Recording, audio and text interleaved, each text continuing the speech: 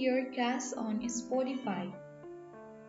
Open your Spotify application whether it's on PC or mobile device.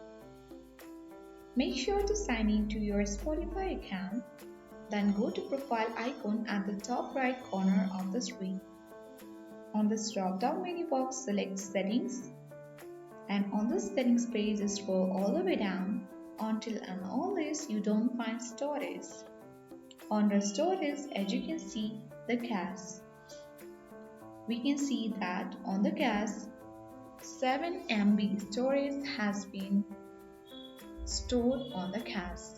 So in order to clear cache on Spotify, you need to click on Clear Cache, and here it is.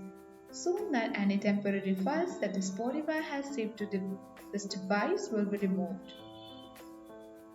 Your downloads won't be affected, so you can click on Clear Cache button and your cache has been successfully cleared on Spotify. That's how we easily clear cache on Spotify. Thank you for watching and see you in the next video.